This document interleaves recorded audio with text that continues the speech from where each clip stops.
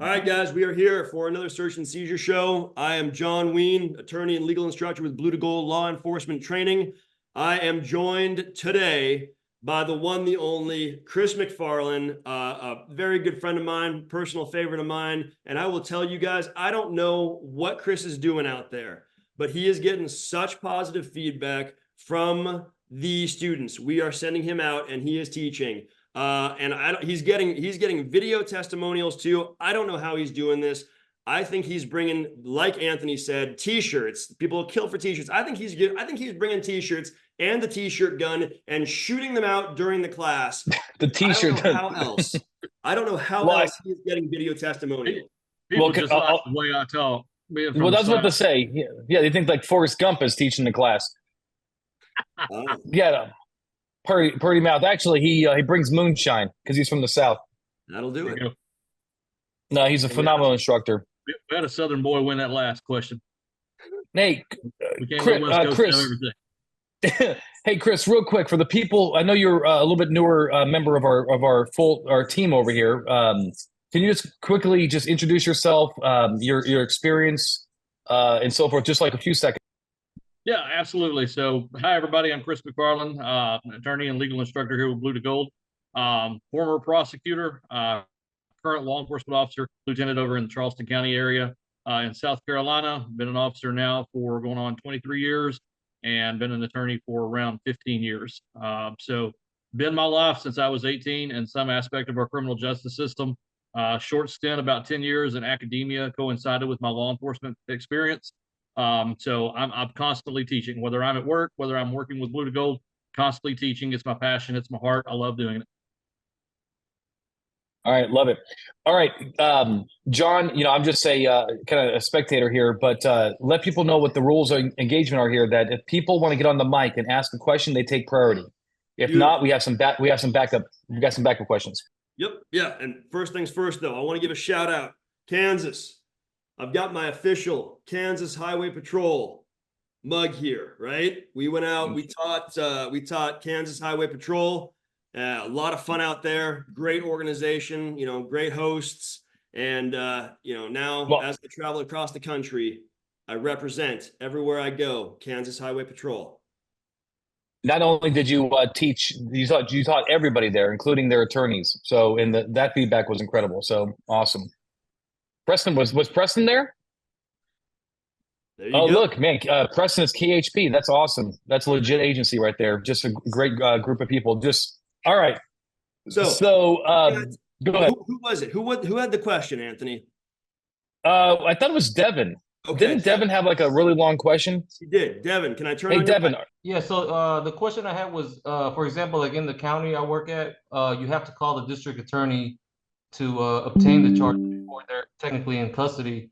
So there's some times where we believe, hey, we got enough, we're gonna arrest this guy. And so they search him, incident to arrest. Every now and then we call the DA and they throw a curveball. They're like, no, we're not taking that charge.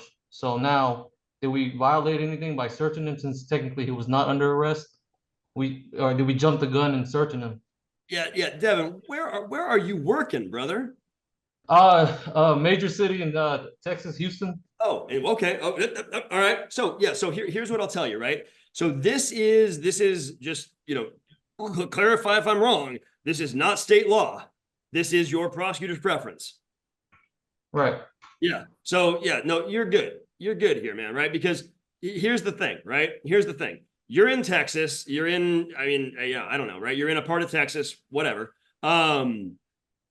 This is similar, I think, and Chris, let me know what your thoughts on this. I think this is similar to the situation of like a lot of this was going on during COVID, right? And a lot of this is like I run a guy and he pops for a warrant, right? And so I take him, I put him in custody, and I confirm the warrant, I frisk him, I search him incident to arrest, I find something, I put him in my vehicle, I'm driving him down, and then I get to the jail, and they're like, yeah, no, we don't want him. And I'm like, but like I had PC, it was a valid search incident to arrest, right? I mean, if I run somebody and they pop for a warrant, do I have PC to arrest them? If later on it turns out it wasn't a valid warrant, was there still a fair probability that, I mean, how many times in your career have you had a warrant pop and not have it come back good? You know what I mean? So, I struggle with this because I say valid arrest, PC exists, you intended, right? If we're talking about your subjective intent, which arguably we shouldn't be, you intended to arrest him, you intended to transport him to a custodial facility. The ultimate decision was above your pay grade and had nothing to do with the legality and everything to do with their policy or practice. Chris? Yeah, so Dev, I'll give you two things here. So a little bit about my background I didn't mention. I actually went to law school in Texas, and I actually worked for the Harris County District Attorney's Office for a little bit. And so in my experience there, I know exactly what you're talking about. We never had, or I never saw an officer have an issue if we later decided after the fact, once you had made the arrest, that, hey, we're not going to take this. We just don't agree with it. So I'm right in line with what John said. And to further that, recently I was down in Pearland, Texas, teaching, and I actually had a couple of questions offline by some officers, and we got to talking about your exact situation, and they had not run into any issues when that situation arose as you presented it. So hopefully that gives you a little bit of kind of sound there to move forward with what you're doing. Thank you. I appreciate it. Welcome. Hey guys, can we get Justin? Justin, can you come on the mic and ask your question? Because this is an issue that comes up a lot, and I actually want to dissect this a little bit more. So Justin, can we just turn on your mic? No camera, just mic. You good? Okay, we have to do it for you. So John, take it from there. Got it. This is sort of off topic with the search incident to arrest. So for years, my department's had discussions, and we've had lawyers come in, and basically we've never been able to get a straight answer for the last 18 years I've worked there. Whether or not, if you have probable cause that someone has evidence on their person, can you search them with probable cause without arresting them? It's gone back and forth, and it's funny that you brought up the whole arrest, unarrest thing, because a lawyer actually told us that his opinion was if you had probable cause that they had evidence on their person. Just an example, evidence, you see them doing hand-to-hand transactions, you see them, in a drug corner that's specific for crack cocaine sales, you see them with something that appears white in their hand-to-hands, you see money passing hands, you go up and you search them. His opinion is that you arrest them first for, selling crack cocaine. You search them incident to arrest, and if you don't find any crack cocaine on them, you can unarrest them because your probable cause has evaporated. The other opinion of it is that we have probable cause, just like a vehicle. A person's movable, you're not arresting them. Can you search them for the evidence that you have probable cause that they have on their person? And then if you don't find it, it's the same as you having probable cause to search a vehicle and you not finding it in the vehicle. Okay. All right. So Justin, your hypothetical is actually kind of a strange one, because if I see somebody do a hand-to-hand, right, and I can articulate, this is what I observe, and this is an area, known for high drug trafficking, and I articulate why this was a drug transaction. PC for them, yes. And so I arrest them for purchasing or selling narcotics, and then I search them incident to arrest and don't find anything? Yes, that's the one side of it. The one side of it is searching them for evidence of that crime with arrest, search incident to arrest. The other side of it is, do we really need to arrest them first, or can we search their person because we have probable cause that they have evidence on their person of a crime? Sure. Okay. So yeah, Rawlings versus Kentucky says you can search prior to or after formal arrest. The issue that you're going to get into is if you are searching them and not finding anything, then you're letting them go. Your hypothetical is just very strange to me, because are you guys finding yourself in situations where you're like, I just saw a drug deal and now I'm arresting this person and I'm searching them incident to arrest and I'm not finding drugs or drug paraphernalia or money or weapons?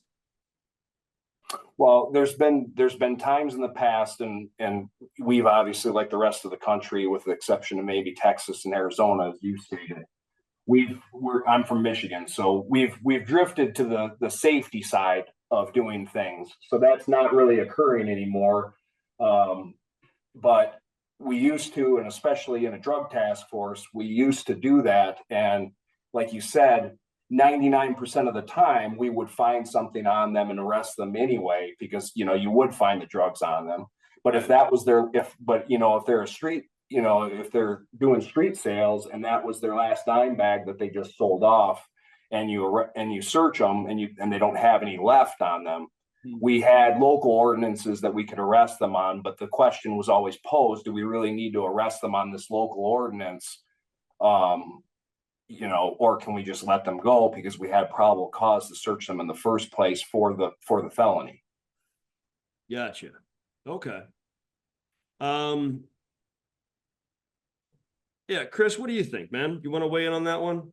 I mean, I think this is a clear case of just somebody overcomplicating something. Justin, like you said, out of caution, out of abundance of caution, of being on the safe side with doing things. Because I have to go back to one point here, and that's articulation. You know, if you're able to articulate that probable cause before you took that initial action, I mean, again, to John's point, what's the probability, or how often are you running into situations where whatever probable cause it was that you articulated that justified that search or that arrest is now not coming to fruition after the fact? Right. Just from the lawyer standpoint, I think that is a lawyer being overly cautious, maybe because of some specific things that happen where that lawyer practices at, particularly if they've seen the judiciary there have a problem with certain things. But to me, it goes back to two things. You know, how well can you articulate and establish that probable cause that you got? I think you're fine then, because there's nothing in the case law that I know of, if John wants to correct me if I'm wrong, it states, you know, that you can't do what it is that you've said you've done.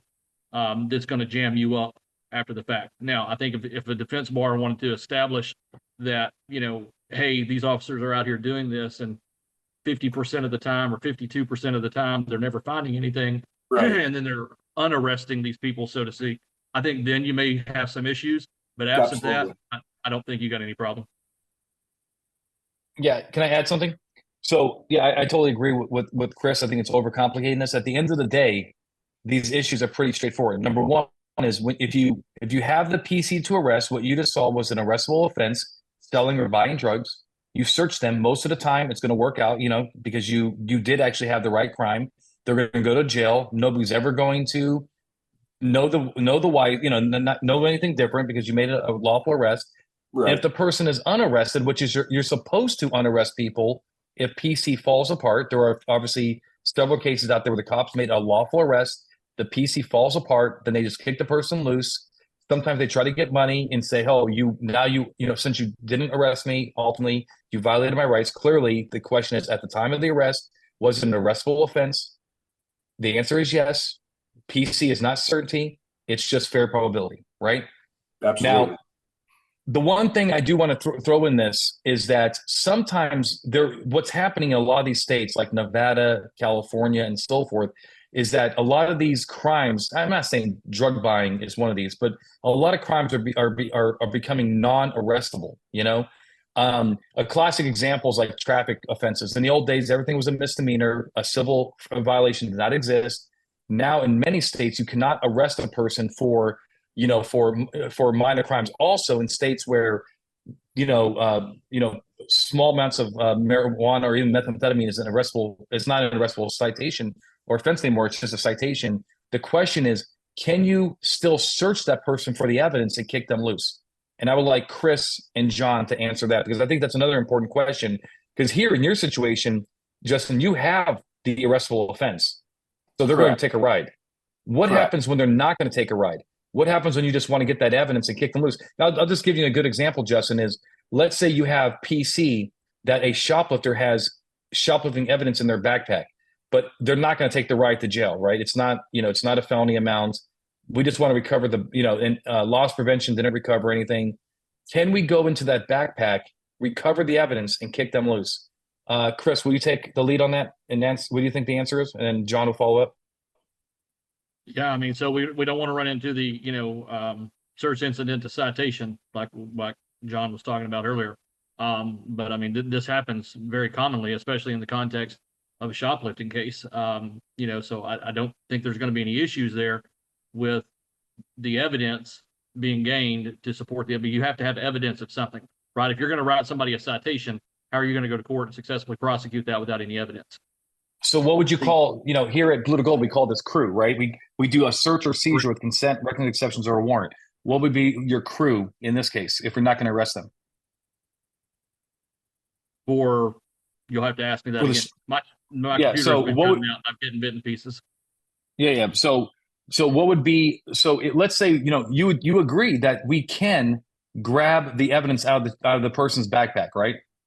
And Correct. we can recover that evidence of theft and then kick them loose with a citation. What would you tell the people listening though? What is the recognized exception? What is the authority that allows us to go into their backpack without a warrant and also not a search incident to arrest? I mean, it's the evidence of the crime for what you've seen, what you have, Mm-hmm. what you have.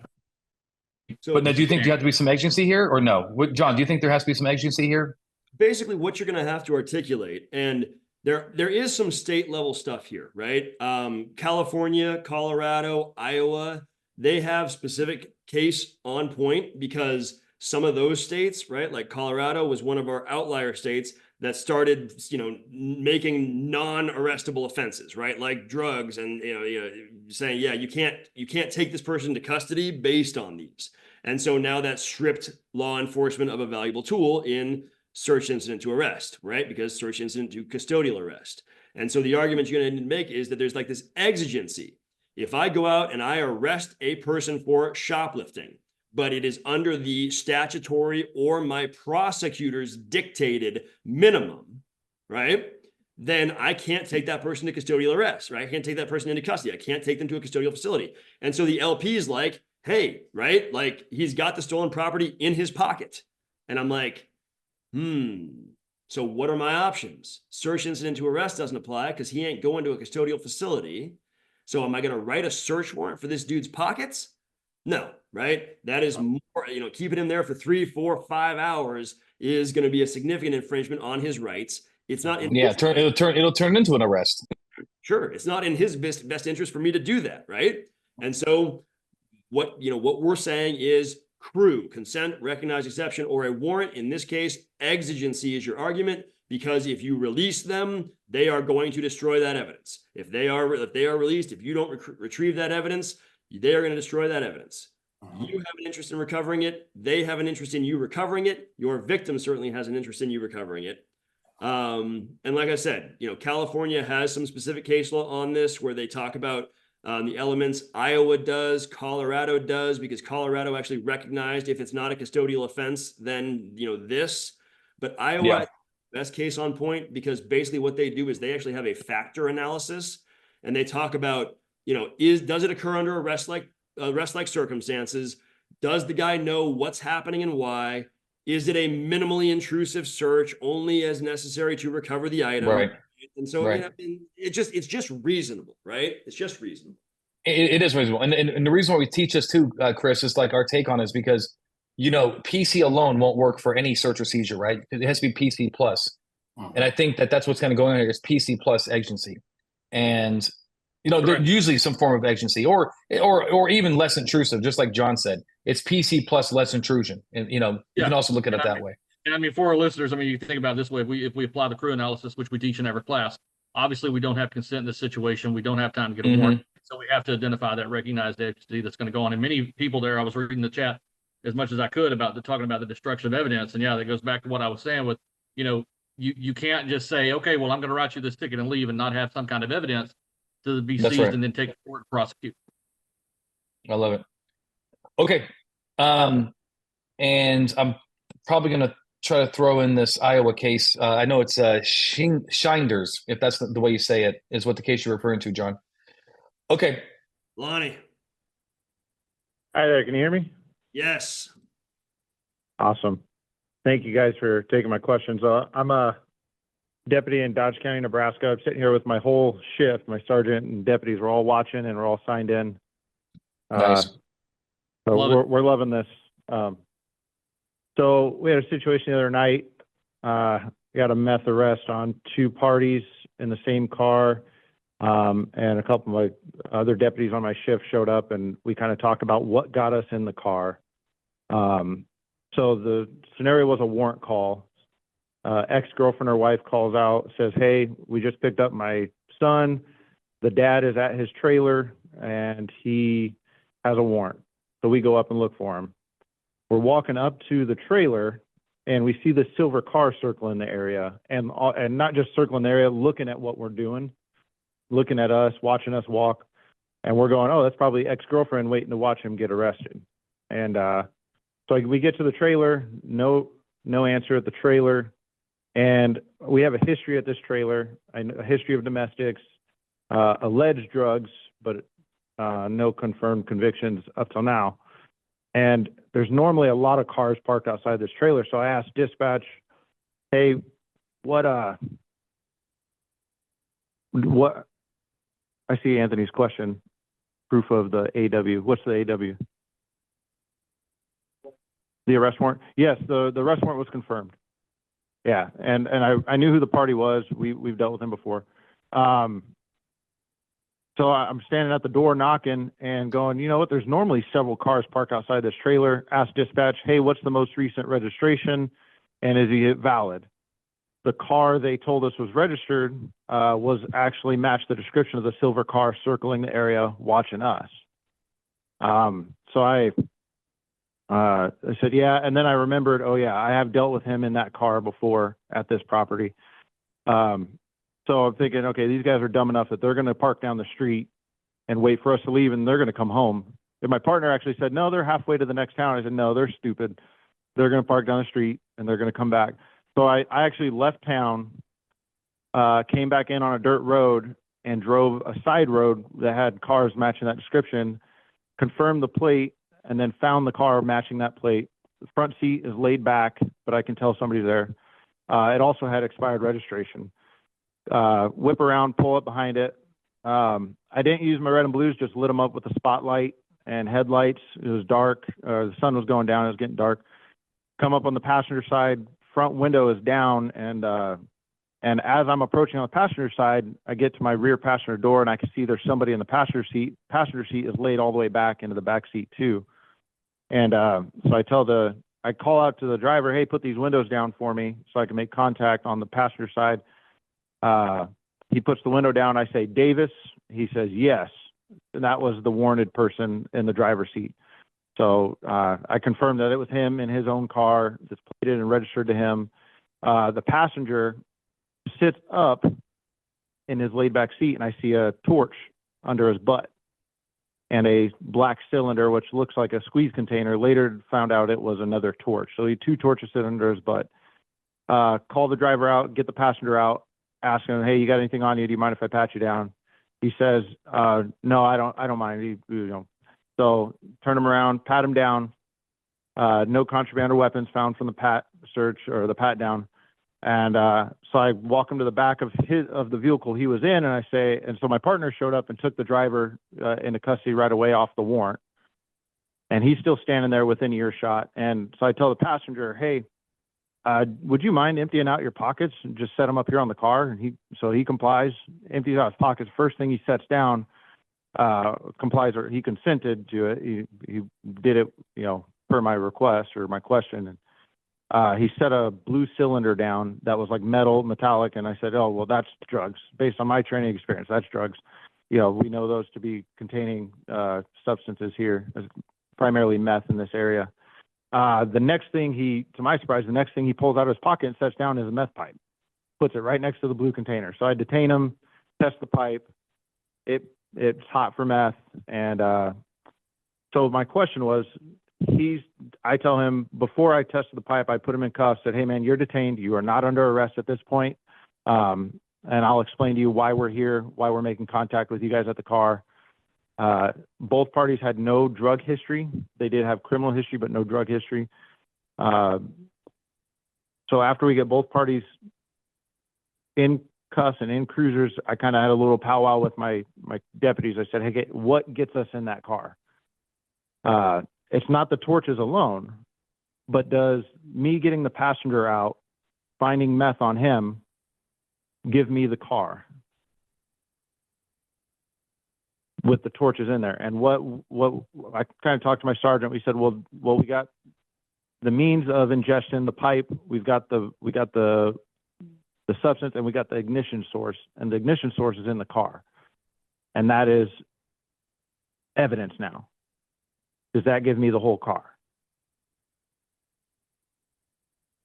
That's a great question. It's a great question, Lonnie. So do you want to know what we did? well, no, I don't. Here's what I'll tell you, Lonnie. All right. Classically, right? Classically, if I have, like PC for a passenger, that does not automatically equal PC for the vehicle. Okay. If I find drugs in a passenger's purse, that doesn't automatically give me PC for the whole vehicle. And that's what we got to be careful of, is the idea of automatically, right? Yes, sir. Probable cause is a fair probability of, that a fair probability that I'm going to find the drugs, the evidence where I think it is, right? And you're telling me they've got no drug history, right? They got no narcotics history. And so that's tough for me, right? Because easier analysis if they have extensive drug history. Do you agree? Yes, sir. Yes, right? Or I find drugs on the driver. That's, I'm good there. Would you agree? If I find drugs on the driver, that gives me the vehicle? Yeah. Okay. And so the question is, does what I found or what the person, pulled out of their pockets get me into the vehicle when combined with the torches sitting on the vehicle seat? With what you found on the driver, with what you found on the passenger, does the torch qualify as drug paraphernalia? Yes. Okay. So there's drug paraphernalia in the vehicle. Yes. And we got the car. Plain view, right? Yes, sir. Okay. Yes, sir. You're Chris? good with it. So I went with an inventory search because we were going to tow the car anyway. So inventory the car, found marijuana, and then PC search from there. But because I wasn't sure about the torches, but Okay. no, after talking to my sergeant. So after the fact, talking to my sergeant, he said, no, I think you're good because you have the ignition source that makes that evidence. So we did end up finding more meth in the car and meth arrest on both of them. So good. Chris, before I elaborate on that, Chris, are you okay with it? Are you cool with it? Do you see any issue with the, hey, and Lonnie, don't ever say, do you mind taking this stuff out of your pockets, right? Because if I say, yeah, what is that, right? Does that mean I will or I won't? So stay away from do you mind, okay? Okay. Yeah, because do you mind? And I'm like, absolutely. And then I take everything out of my pockets. Well, I do mind. Whatever, okay? So just, that's an aside. Okay. Yeah, so then we're out of the consensual zone. So Lonnie, here's I think I'm good with where John is saying, you've got to get a connection to the car to get in the car, and it's not automatic. And I'm glad you didn't just treat it as an automatic, and you're having this healthy discussion about it. Be very careful using the inventory as a default and saying, well, I'm not sure, so I'm just going to use inventory as a default to get in the car. It's common, but what we want to do is we want to make sure we want to build that confidence to make sure you can articulate how it's legit for you to get in that vehicle. But at that point, we're good with it because it's tied and it's not an automatic, well, I found it on this person, now I'm going to find it in the car. So I think you took the right step there, but I would caution you with that inventory statement there that you made. If we were in court, that could be a problem, or depending on how you articulated that in the report, you could have some issues there. Yeah, 100%, Lonnie. And that was gonna be my next point is I kind of cringed when you said that, because it's my understanding that this guy, he's parked in front of his trailer, right? No, it was actually like 1 or 2 city blocks away from his trailer. He was basically waiting for us to leave, and they had their seats leaned back. Okay. I'm sorry, I misunderstood. So they were dodging us. Gotcha. I thought he was back at his trailer and you came in on a side. But regardless, though, are you sure you're gonna? I mean, would you normally tow the car if it wasn't for any kind of, intuition or hunch that there's drugs in that car? Yes. If I had not gotten anything off the passenger, and the driver and registered owner was being taken into custody, the car was going to get towed. You can't release in Nebraska. You can't release the car to a friend who's licensed. Yeah, that's the question. So the passenger was not licensed. No, but what if but if he was licensed, you would let that car go, right? If the owner of the car wanted to, right? Or is it your policy that you'll tow the car regardless? So our policy says if the driver and registered owner is taken into custody and there's not a valid driver present, then we take the car. So yeah, had he been valid and the driver wanted to, then yes, we could have released it and would have released it. Okay. Let me just give you one piece of advice here. Because I do like your scenario, and I thought that was really good. This is how my simple brain answers these search questions. When it comes to the motor vehicle, just ask yourself this: based on everything you knew about this situation, do you think you could have ran to the courthouse and got a warrant for that car with the ignition? So you do think you had PC, that there was drugs in that car? Yes, sir. Okay, well, I mean, you're that's what the motor vehicle exception is. You're deciding on scene what the judge is going to say after he reviews your case, right? But thank you. So that helped. Yeah, that's how I always look at it. But the thing is, you could be wrong though, because the judge might be like, well, look, that's not enough. It's the passenger. It's his. There's nothing on him and no drug history, like John was saying. Yeah. But I'm just saying, like, that's what cops are doing. Cops are making the probable cause assessment without the judge, but the judge is then going to Monday morning quarterback you, and is going to say whether or not they agree with you. But that's how you should answer the motor vehicle exception: is do you think a judge will give you a warrant? If the answer is yes, then U.S. versus Ross. Okay, thank you. That's very helpful. Lonnie, our third rule, remember, treat every warrantless search as if you had a warrant. And that's the reason we preach that, because exactly what Anthony was saying there. The only other thing I would say is pay attention anytime. Oh, sorry, I lost him. No, we all did, Lonnie. Don't feel bad. All right. That was a good situation, Lonnie. All right. Look, Chris unfortunately has unstable internet, but we'll get him squared away. He'll come back on. Hey, buddy, you back? Okay. Can you hear me now? Yep. Esteban. I apologize. I don't know what's going on with the internet tonight. It's okay. So, can we try to answer? One or two more questions before? Let's move on. I think Chris was next. Hey, can you hear me? Yes. So I had a situation. I work for a private contractor in Virginia. We work with local law enforcement, and I had a situation where we had a man that was trespassed from a property and was back. He also had a drug history as well. And upon making an arrest for the criminal trespass, because in Virginia it is a jailable offense, so he took off. He ended up throwing items, including a drink at us officers, and he tossed a backpack. So the situation I'm wondering is that probable cause to search after he had thrown the backpack to obtain any identification or anything pertaining to the man?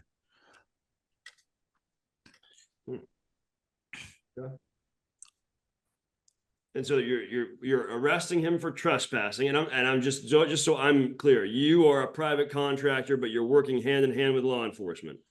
Yes, sir. Okay, so you are a government agent as far as in the eyes of the law. Yes, sir. Yeah. All right. So so he's running from you, he's fleeing from you. He takes this backpack off and he throws it into the area you are, a place that he has no reasonable expectation of privacy in, and continues running, at which point he is then tackled. Yes, sir. Okay. And so through his actions, he has disclaimed any constitutional protection in it. He has lost any reasonable expectation of privacy in that item. And so in the eyes of the law, that would be abandoned property. Yes. Upon searching it, we found drugs and drug paraphernalia as well. That's why I was just kind of confused on whether when he threw the bag, well, we had body cam on, but we could actually tell that the bag came from him. It wasn't just an article that was in the area. Okay. So I just wanted to make sure that was something that legally would have been allowed to do to obtain that evidence. Yeah, I would. Chris, say go ahead. Right. Chris, do you think it's abandonment? Yes, sir. No, I'm sorry. I'm Chris McFarland. Yeah. Sorry. Yes, yeah. I mean, I do. He's disclaimed that interest when he's throwing that down and away, and we know why people do that routinely, just trying to discard things, especially when we find criminal evidence in them after the fact. Now, I will say here, there are some states that it may not be that easy. And didn't catch where you were at, Chris, what state you're in, but just be aware of that you could be in a state where it's not looked at that easy, and there's a little bit more analysis that has to be done on that to answer that question. Yeah, my main question was did we have PC to search that bag? Well, that's two different issues, Chris. Owen, it's if you're looking for the PC route, then you need PC plus a recognize exception. If you're looking for abandonment, you don't need PC. You need the person does not expect privacy under the circumstance. Yeah. So under a PC argument, no, you don't have any probable cause to search that bag. If you went to a judge and said, Judge, this guy was trespassing and then he ran from us and we arrested him with this bag, give us a warrant to search this bag. A judge would say, no, there's no fair probability that there's any evidence of a crime in there based on what you're telling me. But when we talk about abandonment, the person no longer retains a reasonable expectation of privacy in the item if through his actions, through his words or actions, he disclaims ownership. In this case, he threw it during headlong flight into an area in which he has no reasonable expectation of privacy. And so the abandonment argument is what you would have to make. Chris, Owen, just I want you to look at it this way, okay? It's not that the person doesn't want privacy. Clearly, the last thing they wanted you to do is look into that bag and find the drugs, right? It's not that they don't want it. It's that they shouldn't expect it because of their behavior. And that's what's going on here. They should not expect that random people like you are not going to go through their bag when they run from you and then throw it in a place they have no privacy interest and beat feet away from it. They may not want you to, but they can't expect anybody for privacy. And that's what's going on here. So no expectation of privacy. Any cop could do this. Therefore, you don't need PC. You have abandonment. It's not a search under the Fourth Amendment. Okay, so as soon as he tossed that bag in the chase, he relinquished that privacy. In that situation, but I will tell you, just since we're on the topic, it's not always the case. I mean, I'll tell you one of the funniest abandonment cases I've ever read was this guy was running from police. He threw this damn bag over a fence. He keeps on running. The police reach over this fence like a pony wall, whatever fence, whatever gate, whatever it was. They reach over, they grab the bag, they open it up, full of drugs. Lo and behold, you ready for this, Chris Olin? Are you sitting down? Yeah. The backyard that he threw it in was his mother's backyard, and he had a key to the house. So the court said he did have a privacy interest, but that almost never happens. It almost never happens. Yeah. These people usually throw their bags in random people's backyards. They hopefully you won't find it. So the point is, the throwing is the key here and running away from it. He's sending a signal to the world that he should not expect privacy. That's on him. And if he doesn't like the outcome, that's a totally different issue. But one more thing, since we're on the topic, abandonment is not the same thing as constructive possession. Like, you still have to prove, that the bag is his. And you said you saw him, throwing it. The bag is his, or he had possession of it. But that's a different issue. So in one side of the mouth, you're saying abandonment. On the other side of the mouth, you're saying he knew about it. If that makes sense. But anyway, that's for another day. Yeah. Okay. Thank you for answering my question. All right. Christian, what do you got for us, man? How you doing? I'm in Texas, and I'm on duty right now, so if you hear a lot of radio traffic. But I did have a question. So earlier, whenever you were going through the presentation, you referred to a lot of other circuit courts, for example, Texas in the Fifth Circuit. So those rulings that come out of other circuits, for example, the First Circuit, Third Circuit, do those apply to everywhere in the land of the United States, or just Texas, or in just that state where the ruling came out of? Yeah. So the way that this works is we have, if you are in Texas, right? So you are under the Fifth Circuit Court of Appeals umbrella. And so the Fourth Circuit, the first, second, third, whatever, right? Those are all going to be persuasive, not mandatory authority for you. So, or for the courts. And so Texas, I got to tell you, you guys are, you know, very conservative, and there is a whole lot of case law in Texas that still supports this bright line per se rule of search incident to arrest, including containers. Gotcha. Okay.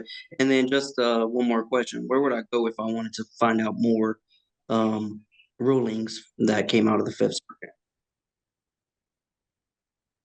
Our book, the search and seizure book. We have a Texas. Hey, Rick, put a link to the Texas search and seizure book. That's where you go. And the new edition has a ton of Fifth Circuit stuff in there. So, but also, Christian, your state has it's called the TDAA, the Texas District Attorneys Association. If you just Google TDAA, they have their own books, their search and seizure books. They have a Miranda book. They are phenomenal books, and they're actually very inexpensive. If you're really looking for like a hardcore Texas only type book, that's really, our book is written for cops, right? By cops. But if you're looking to get a little hardcore, the District Attorney Association has the best book. Gotcha. Okay. Thank you. You're welcome. Look, I think the TD. Thanks, Chris. Anything else to add on that, Chris? No, I mean, I typed him a message there, but yeah, Christian, just pay attention to that, because I know from working in the Fifth, they are one of the circuits that's a little bit bigger on looking at other circuits precedents, but for everybody's benefit that's still on, you know, what I would say is it's important to read, and I stress this to the officers I work with and train. It's important to try to stay up on it as much as this as you can, even from other circuits, especially when it's a newer issue that maybe is not as common.